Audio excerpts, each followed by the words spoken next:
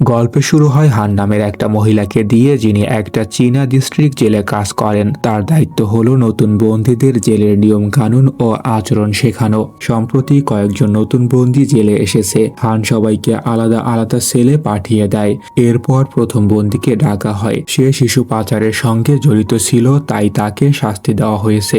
তারপর আসে মাওয়ের নাম, কিন্তু নাম ডাকলেও মাও কোনো প্রতিক্রিয়া দেখায় না, কারণ সে জন্মগতভাবে বধির ও বোবা। সে শুনতেও পারে না, বলতেও পারে না। সে চুপচাপ বসে থাকে। ঠিক তখনই শন নামের এক মহিলা তার কাছে আসে। সে সাইন ল্যাঙ্গুয়েজ জানে। সে মাওয়ের সঙ্গে ইশারায় কথা বলতে শুরু করে। অফিসার হান জানায় মাওকে সেল নাম্বার 9-এ পাঠানো হচ্ছে। মাও নিজে জিনিসপত্র নিয়ে অন্য বন্দীদের সঙ্গে সেল নাম্বার 9-এ চলে যায়। সেখানে আগেই কয়েকজন বন্দী ছিল।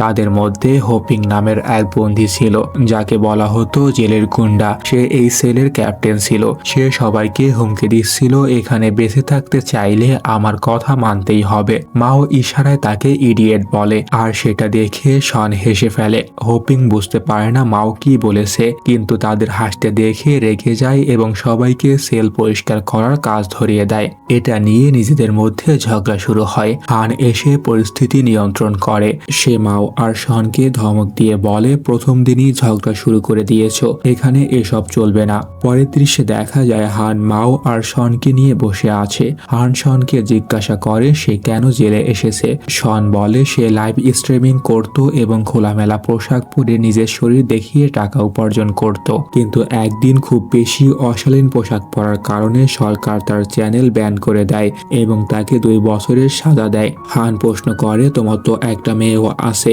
তাহলে তুমি কেন এমন নোংরা কাজ করছিলে? শন কান্না ভেজা কণ্ঠে বলে তার স্বামী মদ খায়, সব সময় টাকা চায়, তাকে মারধর করে। তার মেয়েটিও কানে শুনতে পায় না। তার কানের অপারেশনের জন্য অনেক টাকার দরকার ছিল, তাই বাধ্য হয়ে সে এসব করত।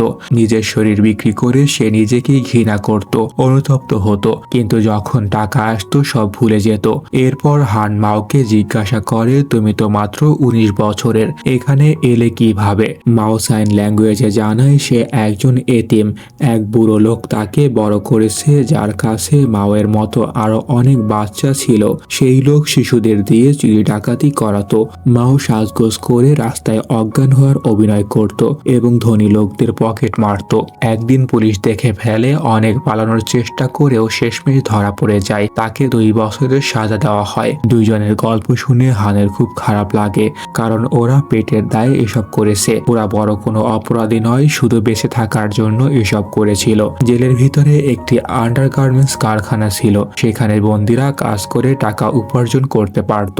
মাসের শেষে সেই টাকা তাদের অ্যাকাউন্টে জমা হতো। চাইলে তারা সেই টাকা দিয়ে বিশেষ খাবার অর্ডার করতে পারত। মাও নিজের কিছু টাকা আর শনের কিছু টাকা মিলিয়ে নুডলস অর্ডার করে। এতে শন খুব খুশি হয়।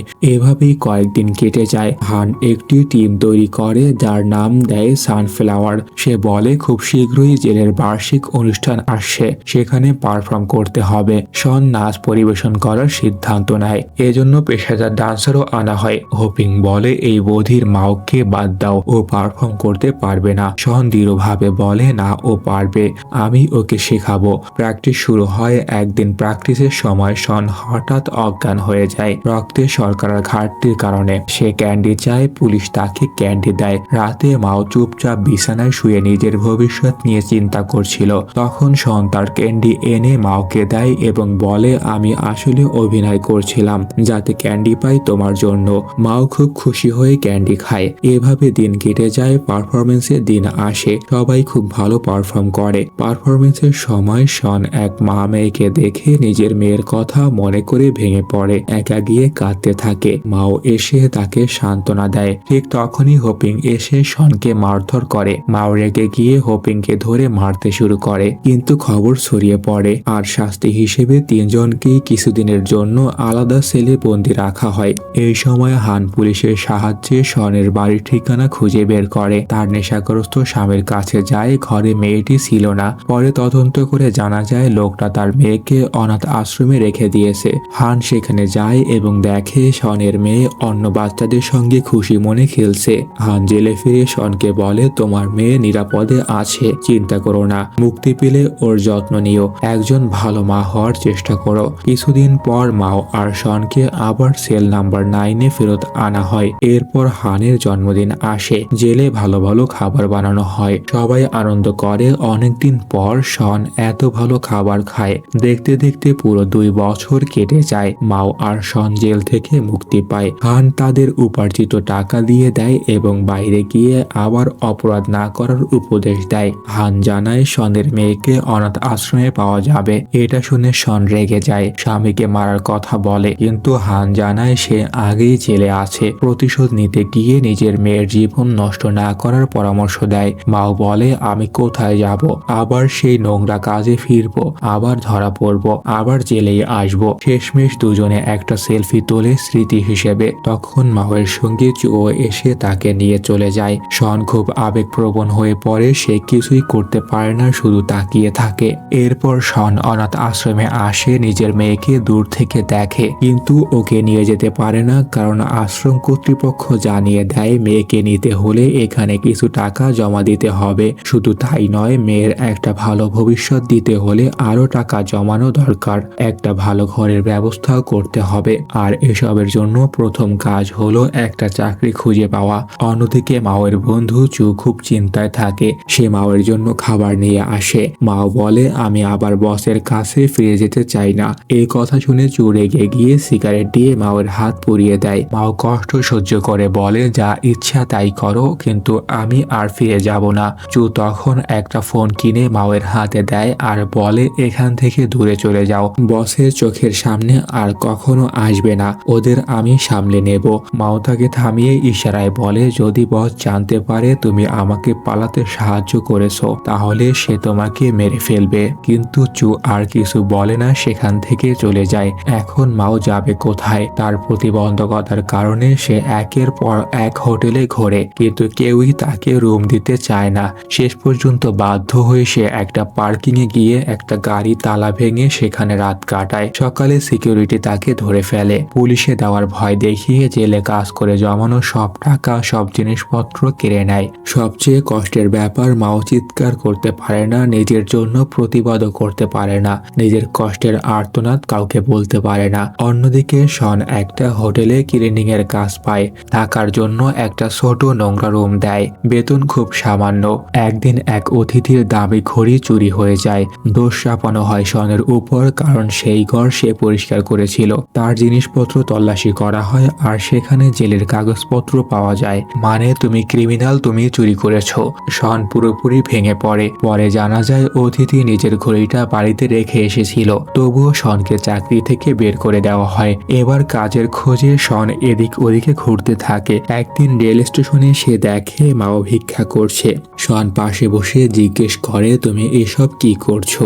মাও সব খুলে বলে তার সঙ্গে যা যা ঘটেছে। শন বলে, আমি একটা সস্তা অ্যাপার্টমেন্ট পেয়েছি, চাইলে আমরা দুইজন একসাথে ভাড়া নিয়ে থাকতে পারি। ওরা অ্যাপার্টমেন্ট দেখতে যায়। জায়গাটার অবস্থা খুবই খারাপ, কিন্তু ভাড়া কম, তাই রাজি হয়ে যায় দুইজনে। শনের কাছে তখন কোনো টাকা ছিল না। তখন প্রথম মাসের পুরো ভাড়াটা মাও দেয়। সেই দিন থেকে দুইজনে ছোটখাটো কাজ করতে শুরু করে। একদিন শন মাওকে সরাসরি হাসপাতালে নিয়ে যায়, কারণ মাওয়ের ঠোঁট ফুলে গিয়েছিল। ডাক্তার জিজ্ঞাসা করলে জানা যায় একটি কসমেটিক্স কোম্পানি মাওয়ের উপর প্রোডাক্ট টেস্ট করেছিল অল্প টাকার বিনিময়ে। এটা ছিল তার সাইড এফেক্ট। ডাক্তার ওষুধ দেয়, কিন্তু কতদিন এভাবে চলবে? শনকে অতিরিক্ত টাকা জমাতে হবে যাতে সে নিজের মেয়েকে ফিরিয়ে আনতে পারে। তাই পরদিন দুইজন পুলিশের ইউনিফর্ম পরে একটা গ্রামে যায়। সেখানে তারা হোপিং এর বাড়ি খুঁজছিল। বাড়ির অবস্থা দেখে দুইজনে হতবাক, ভীষণ খারাপ। ভিতরে থাকে এক বৃদ্ধ বুড়ি দাদি, অথচ জেলে হোপিং বলতো তার পরিবার খুব ধনী। সবই ছিল তার মিথ্যা কথা। দুইজন বাইরে চলে আসে। তারা এখানে এসেছিল সামান্য টাকা পাওয়ার আশায়, কিন্তু এমন অবস্থা দেখে মনটা খারাপ হয়ে যায়। মাও নিজের কাছে থাকা কিছু টাকা বের করে শনকে দেয়, ভিতরে গিয়ে ওই বুড়ি মহিলাকে দিয়ে দাও। কিন্তু ভেতরে গিয়ে শন লোভে পড়ে কিছু টাকা চুরি করে। অল্প কিছু টাকা বুড়িকে দেয়, কিন্তু পরে তার ভুল বুঝতে পারে। ফিরে গিয়ে সব টাকা বুড়ি মহিলার হাতে তুলে দেয়। এরপর দুইজন শহরে ফিরে এসে জুস প্রমোশনের কাজ করতে শুরু করে। দুইজনে খুব সুন্দর, তাই প্রোডাক্ট ভালোই বিক্রি হয়। পেমেন্ট নিতে গেলে বস বলে, শন তোমাকে আমি টাকা দেব, কিন্তু মাওকে দেব না, ও তো কিছু বলেই নেই প্রমোশনে। তারপর সে সে নোংরা একটা শর্ত দেয়। সে বলে যদি তুমি আমার সঙ্গে রাত কাটাও তাহলে মাওকেও টাকা দেব। শন আর কোনো উপায় না পেয়ে টাকার জন্য রাজি হয়ে যায়। দুইজনে ভেতরে রুমে যায়। মাওয়ের কিছু সন্দেহ হয়। সে ভেতরে ঢুকে দেখে ভয়ঙ্কর অন্যায় হচ্ছে। রেগে গিয়ে সে লোকটার উপরে আক্রমণ করে। দুইজনই সেখান থেকে পালিয়ে যায়। পালাতে পালাতে অনেক দেরি হয়ে যায়। শন রেগে যায়, মাও তো এমনিতেই টাকা পায়নি, উল্টো শনের পাওনা টাকাটাও সেখানে থেকে গেছে। রাগ করে মাও আলাদা চলে যায়। শন বাড়ি ফিরে দেখে মাও নেই। সে মাওকে খুঁজতে বের হয়। দেখে মাও দোকান থেকে কিছু জিনিস কিনছে, শনের জন্য অ্যালকোহল। মাও শনকে নিজের বড় বোনের মতো মানে। পরদিন দুইজনে ট্রেন স্টেশনে ভুয়া ডোনেশন কালেক্টর সেজে টাকা তুলতে শুরু করে। তখন এক মেয়ে মাওকে চিনে ফেলে আর বলে, আমি তো গত মাসে অন্য স্টেশনে তোমাকে ভিক্ষা দিয়েছিলাম, তুমি ফেক ভিখারি। সে মাওকে মারতে শুরু করে। তিনজনের মধ্যে মারামারি শুরু হয়। পুলিশ এসে তিনজনকেই গ্রেফতার করে। জেলে থেকে দুইজন হানকে ফোন করে। হান এসে তাদের সারিয়ে আনে, জিজ্ঞাসা করে এসব কি করছো তোমরা। শন বলে টাকা উপার্জনের চেষ্টা করছিলাম। হান কিছু টাকা দিয়ে বলে, এই টাকা দিয়ে আপাতত চলার চেষ্টা করো, আমি তোমাদের জন্য একটা চাকরি খুঁজে দেখছি। ওই মেয়েটা যার সঙ্গে ঝামেলা হয়েছিল তার নাম ছিল জিও। সেও একজন গৃহহীন, জেলেও গিয়েছিল। তিনজনের জীবন প্রায় এক, শুধু পার্থক্য হলো শনের জীবনে একটা লক্ষ্য আছে। সে নিজের মেয়েকে নিজের কাছে ফিরিয়ে আনতে চায়। পরদিন হান তাদের ঘরে আসে। নকল পুলিশ ইউনিফর্ম দেখে ভীষণ রেগে যায়। বিশ্বাস করতে পারছি না, এসব কেন করছো তোমরা। শন সব খুলে বলে হোপিং এর বাড়ি, তার দাদির কথা। আর নিজে হোপিং এর বাড়িতে যায়। দাদি বলে হ্যাঁ, দুইজন পুলিশ এসেছিল, তারা আমাকে টাকা দিয়ে গিয়েছিল। হান বুঝে যায় শন আর মাও মিথ্যা বলেনি। এরপর সে নিজের স্বামীর সাথে একটা ফ্যাক্টরিতে যায়। সেখানে মেয়েদের জন্য কাজ খোঁজার চেষ্টা করে, কিন্তু ম্যানেজার স্পষ্ট জানিয়ে দেয় এদের চাকরি দিলে কোম্পানির রেপুটেশন নষ্ট হবে। হানের স্বামী এই কোম্পানির একজন লয়ার ছিলেন। তিনি অনেক অনুরোধ করে প্লিজ একবার সুযোগ দিয়ে দেখুন। শেষ পর্যন্ত ম্যানেজার রাজি হয়ে যায়। প্রথমে দুইজন মেয়েকে প্রমোশনের কাজে রাখা হয়। এটা ছিল একটি লক কোম্পানি তালার ব্যবসা। প্রমোশনের সময় শন মাওকে বলে একটা সাধারণ তালা ভেঙে দেখাও। আগে থেকে চোর, সে অনায়াসে একটি তালা ভেঙে ফেলে। শন তখন লোকজনকে বলে দেখলেন কত সহজে এই তালা ভেঙে গেল, এবার আমাদের তালা দেখুন। সে নিজের কোম্পানির তালা ভাঙার চেষ্টা করে দেখায়, কিন্তু সেটা ভাঙে না। ফলাফল খুব দ্রুত সময়ের মধ্যে সব তালা বিক্রি হয়ে যায়। দুইজনেই স্থায়ী চাকরি পেয়ে যায়। হান খুব খুশি হয়। বাড়িতে একটা ছোট পার্টির আয়োজন করে। শন হান আর তার স্বামীকে ধন্যবাদ জানায় আমাদের কাজ দেওয়ার জন্য, একটা ভালো জীবন দেওয়ার জন্য। হান আবেগ ভরা কণ্ঠে বলে আমার অতীত খুব খারাপ ছিল, আমিও একজন এতিম ছিলাম, কেউ আমাকে দত্তক নিয়েছিল, পড়াশোনা করিয়েছিল। আজ আমি এখানে দাঁড়াতে পেরেছি।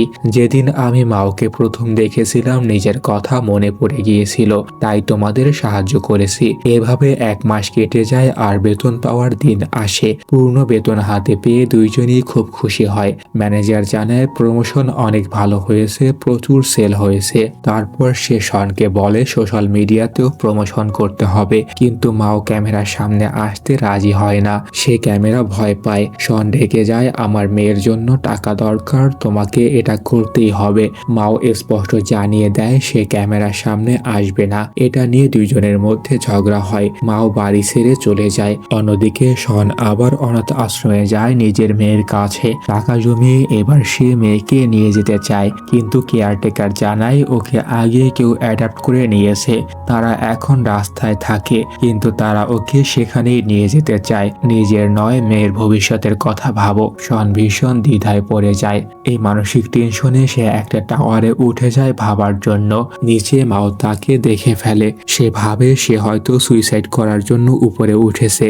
ভয়ে হাত নেড়ে ইশারায় সে বলতে থাকে প্লিজ এটা করো না। মাও ভাবে শন আত্মহত্যা করবে। শন ইশারা বুঝতে না পারলে মাও জোরে চিৎকার করে বলে শন।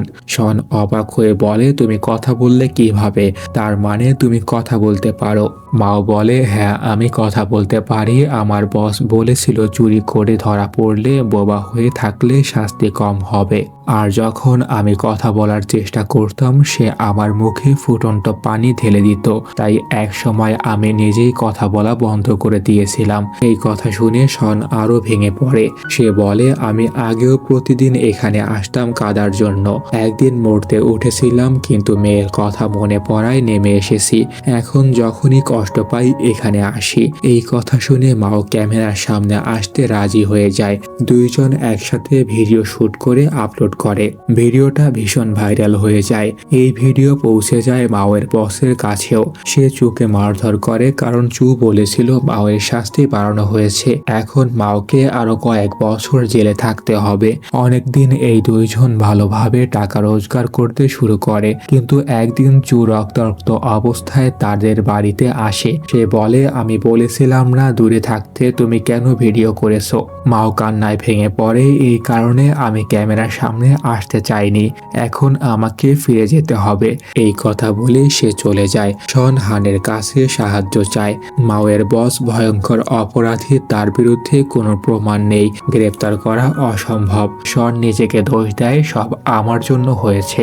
জিওয়ের সাহায্যে সে মাওকে খুঁজতে বের হয়। মাও তখন অন্ত্যেষ্টিক্রিয়ায় ছিল। চুয়ের বস সেখানে উপস্থিত। শন তার সামনে নিজের জীবনের সব সঞ্চয় রেখে দেয় এবং বলে, প্লিজ এগুলো নিয়ে নাও, মাওকে ছেড়ে দাও। বস ঠান্ডা গলায় বলে, মাওকে জিজ্ঞাসা করো সে যাবে কিনা। মাও বলে, হ্যাঁ আমি যাব। সঙ্গে সঙ্গে বস নিয়ম অনুযায়ী পাথর দিয়ে মাওয়ের হাত ভেঙে দেয়। এটা দেখে শন ক্ষিপ্ত হয়ে বসকে মারতে শুরু করে। পুলিশ এসে দুজনকেই হাসপাতালে নিয়ে যায়। বসের শরীর থেকে প্রচুর রক্ত বের হচ্ছিল। যদি দ্রুত রক্ত না জোগাড় করা হয় সে মারা যাবে, আর যদি মারা যায় শনকে বহু বছরের জন্য জেল কাটতে হবে। হানের মনে পড়ে এই ব্লাড গ্রুপ জেলে হোপিং এর ছিল, কিন্তু হোপিং প্রথমে রক্ত দিতে রাজি হয় না। হান তখন হোপিং এর দাদির কাছে ভিডিও কল করে। দাদি বলে, শন আর মাও আমার বাড়িতে এসে আমাকে কতবার সাহায্য করেছে। এই কথা শুনে হোপিং ভেঙে পড়ে। শেষ পর্যন্ত সে রক্ত দিতে রাজি হয়। এরপর দৃশ্য কাট হয়ে যায় 2 বছর। শন তার পুরো 2 বছরের সাজা শেষ করে জেল থেকে মুক্তি পায়। মাও তাকে নিতে আসে এবং তাকে একটা জায়গায় নিয়ে যায়। সেখানে শনের মেয়ে ওয়েলকাম মম বোর্ড হাতে দাঁড়িয়েছিল। মেয়েকে দেখে শন আনন্দে কেঁদে ফেলে। মা মেয়ে অবশেষে একসাথে হয়। সেখানে হোপিংকেও দেখা যায় গাড়ি পরিষ্কার করছে, মানে তারও বন্ধুত্ব হয়ে গেছে মাও আর শনের সঙ্গে। শন তাকে ধন্যবাদ জানায় সাহায্যের জন্য। জিউ আর হান সেখানে এসে যোগ দেয়। সবাই মিলে একটা গ্যারেজ খুলেছে যেখানে তারা শুধু বৈধ কাজ করে, কোনো অবৈধ কাজ নয়। এভাবেই সিনেমাটি শেষ হয়ে যায়। ভিডিওটি ভালো লাগলে অবশ্যই লাইক করুন এবং চ্যানেলটি সাবস্ক্রাইব করে রাখুন। দেখা হবে পরবর্তী কোনো ভিডিওতে। আল্লাহ হাফেজ।